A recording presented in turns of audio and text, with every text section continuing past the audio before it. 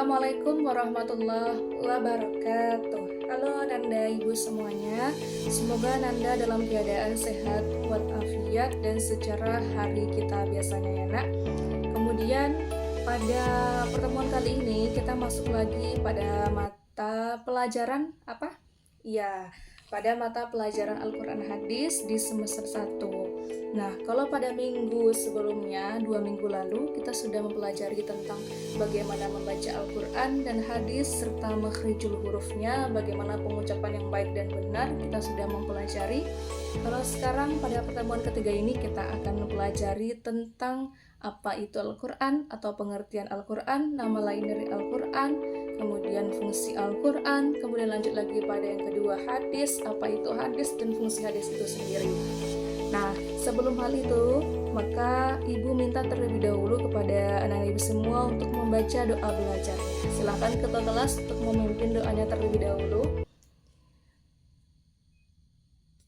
Amin. Semoga doa kita sampai kepada Allah Subhanahu wa Ta'ala dan diberkahi, dan hendaknya nanti selesai pembelajaran materi dari Ibu, anak-anak semua paham dan anak-anak semua terapkan dalam kehidupan sehari-hari ya. Kemudian kalau pada sebelumnya itu tujuan pembelajaran kita adalah mengenai makhrijul huruf yang baik dan benar, bagaimana membaca Al-Quran yang baik dan benar, hadis juga yang baik dan benar, bagaimana kategori membaca hadis Nabi SAW, bagaimana melafazkannya, kemudian bagaimana tanda dan bunyi-bunyinya. Itu sudah kita pelajari pada pertemuan 1 dan 2. Sekarang kita masuk kepada pertemuan ketiga.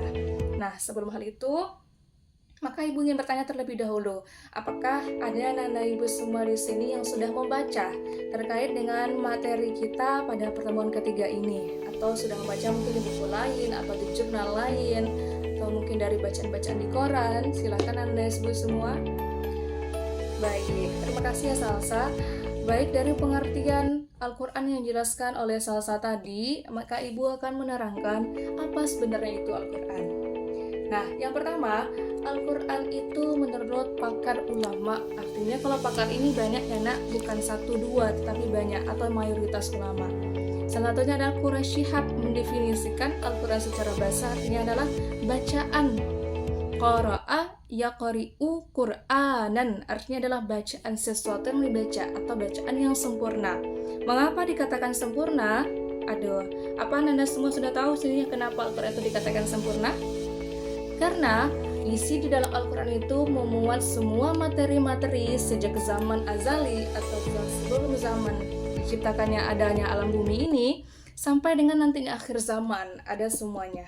Keindahan dari segi bahasa, strukturnya sudah lengkap semua dalam Quran, maka dikatakan bacaan yang sempurna. Kemudian secara istilah apa sih Bu?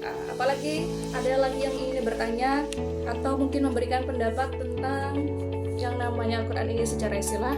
Nah, benar sekali. Al-Quran secara istilah itu adalah mukjizat Nabi Shallallahu Alaihi Wasallam berupa firman Allah Subhanahu Wa Taala, kemudian diturunkan melalui malaikat Jibril Alaihissalam sebagai pedoman hidup bagi manusia yang berpahala bagi yang membacanya. Kemudian diawali dengan surah Al-Fatihah, kemudian diakhiri dengan surah An-Nas, terdiri dari 114 surah, dan mayoritas ulama mengatakan bahwasanya terdiri dari 6.666 ayat. Oke nak, paham sampai sini? Kemudian yang kedua adalah nama lain dari Quran. Apa nama lain dari Al-Quran? Maka nama lain dari Al-Quran itu yang pertama adalah Ibu jelaskan 2 pada pertemuan kali ini. Untuk pertemuan selanjutnya nanti kita bahas sekali lagi, karena nanti pada pertemuan keempat kita juga mempelajari tentang hal ini. Pertama adalah Alkitab. Alkitab adalah sesuatu yang dibaca atau bacaan. Dalilnya apa? Al-Baqarah ayat 2. Siapa yang hafal di sini? Silakan tunjuk tangan anak ibu semua. Silakan. Oke, dari tadi yang sudah dibaca benar sekali. Apa bunyinya nak? Bismillahirrahmanirrahim. Dzalikal kitabul la raiba fihi hudal lil muttaqin. Artinya adalah kitab Al-Quran tidak ada keraguan kepadanya, petunjuk bagi mereka yang bertakwa.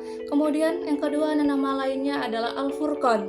Al-Furqan artinya apa? Artinya adalah pembeda. Dalilnya terdapat dalam, iya benar sekali, Quran surah Al-Furqan ayat 1. Kemudian lanjut pada materi apa sih fungsi dari Al-Quran gitu ya. Yang pertama, fungsi Al-Quran itu sebagai sumber ajaran atau hukum Islam yang pertama dan utama. Mengapa hal demikian terjadi? Karena apa? Al-Quran penyempurna kitab sebelumnya. Jadi apapun yang terjadi dalam Quran sudah ada pada sekarang ini, kemudian itu termasuk dalam kandungan isi Al-Quran itu sendiri. Yang mana kandungan itu maka dijadikan sebagai petunjuk. Apakah itu ingin ke jalan yang benar, ini konsekuensinya. Maksudnya ibu, ini manfaatnya, atau berupa jalan surga, kemudian melakukan kejahatan, ini konsekuensinya, menggiring kepada neraka, sudah ada dalam Al-Quran tuntunan cara hidup manusia. Kemudian sebagai informasi terhadap hal-hal yang tidak diketahui akal. Artinya apa?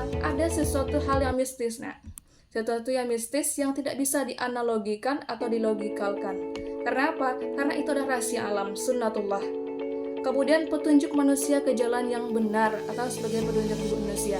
Maka itulah rahasia tinggi Al-Quran. Tidak hanya dijadikan petunjuk hidup bagi orang-orang yang beriman atau orang muslim, tapi juga semua manusia di muka bumi ini. Kemudian selanjutnya adalah pelengkap atau penyempurna dari kitab-kitab sebelumnya. Nah, kita ketahui semuanya, baik itu dari kitab Taurat, kemudian Zabur, Injil, sampai kepada Al-Quran. Itu rentetannya, kita harus beriman kepada kitab-kitab sebelumnya sebagai suatu bentuk ilmu tauhid di dalamnya ya. Kemudian apa tuh hadis? Nah, hadis itu secara besar ini adalah baru. Dalam artian apa? Baru. Apakah baru diturunkan sekarang? Tidak. Karena Al-Quran yang dimaksud dengan hadis yang baru itu adalah karena hadis diturunkan sesudah diturunkannya Al-Quran. Kemudian selanjutnya adalah secara istilah. Apa tuh istilah? Segala sesuatu yang berkaitan dengan perkataan, perbuatan, takrir atau sikap diamnya Nabi Shallallahu Alaihi Wasallam itu dikatakan hadis. Nah, kemudian apa fungsi hadis? Yang pertama adalah bayan takrir. Nah, bayan takrir itu apa? Sebagai sesuatu untuk mempertegas, memperkokoh yang ada di dalam Al-Quran. Contohnya, perintah puasa Al-Baqarah 183. Kewajiban berpuasa. Kemudian jelaskan hadis Nabi Sallallahu Alaihi Wasallam, hadis riwayat Tirmizi mengatakan bahwasanya salah satu puasa yang wajib bagi umatku adalah puasa Ramadan. Oke nak. Kemudian yang kedua apa? Untuk merinci ayat Al-Quran yang bersifat umum atau mujmal atau global. Nah, artinya apa? Ada ayat Al-Quran yang harus butuh interpretasi atau terjemahan berikutnya karena kerancuan isi itu sendiri. Salah satunya disampaikan oleh hadis. Contohnya apa? Dalil tentang sholat Al-Baqarah 43. Dijelaskan dengan sholat itu wajib, dirikanlah sholat. Kemudian tidak ada tata caranya dalam Al-Quran, maka dijelaskan dengan hadis Nabi Sallallahu Alaihi Wasallam, hadis riwayat Bukhari. Apa itu? Sallu kama ra'aitumuni usolli. Sholatlah kamu sebagaimana kamu melihat aku sholat, kata Rasulullah. Itu. Kemudian menetapkan hukum yang belum ada di dalam Al-Quran. Maka hal demikian itu sejalan dengan fungsi hadis itu sendiri. Nah, itulah mukjizat Nabi Sallallahu Alaihi Wasallam. Kemudian membatasi keumuman Al-Quran. Nah, itu benar sekali. Ada ayat Al-Quran tadi sudah dijelaskan di atas umum, ada yang bersifat khusus. Maka untuk itu, dalam hal demikian juga harus ada penyampaian-penyampaian dari hadis itu sendiri atau penyempurna dari kitab suci Al-Quran. Nah, dari materi yang sudah Ibu jelaskan di atas tadi, apakah Nanda semua sudah paham? Ataukah ada yang ingin bertanya? Bu, saya ingin bertanya, saya belum paham materi ini. Silakan Nanda semua. Nampaknya tidak ada. Baik, terima kasih Ananda sudah memperhatikan dengan baik materi yang Ibu sampaikan. Ibu harap Ananda semua paham dengan materi ini dan tidak salah lagi dalam memaknai, kemudian dari pengertian bahkan sampai fungsi dari Al-Quran dan hadis. Nah, untuk selanjutnya seperti yang kita ketahui bahwasanya Al-Quran itu sebagai pedoman hidup, maka bagi siapa saja yang tidak membaca, yang tidak mengamalkannya, maka kuranglah rasa ruhaniyahnya. Ada namanya kebutuhan jasmani, ada kebutuhan rohani. Kalau kebutuhan jasmani saja dipenuhi seperti makan, istirahat dan lain-lain, tapi tidak dengan kebutuhan jasmani, maksud Ibu kebutuhan rohani, maka hal demikian itu dapat merusak diri, gelisah, tampak tidak tenang ya. Bisa kita buktikan ya nak dalam kehidupan sehari-hari. Kemudian untuk tugas selanjutnya silakan Anda buat tugas di halaman 10 itu tentang materi kita hari ini. Ibu ingin menguji sejauh mana anak ibu semua paham tentang materi kita yang sudah kita pelajari hari ini. Kemudian lagi nanti dikumpulkan minggu depan. Oke, sekian. Kalau tidak ada pertanyaan, maka kita akhiri pembelajaran kita pada pagi hari ini. Silakan ketua kelas untuk memimpin pembacaan doa kafaratul majelisnya nak, penutupnya. Silakan. Terima kasih, banyak maaf dari Ibu semua. Assalamualaikum warahmatullahi wabarakatuh.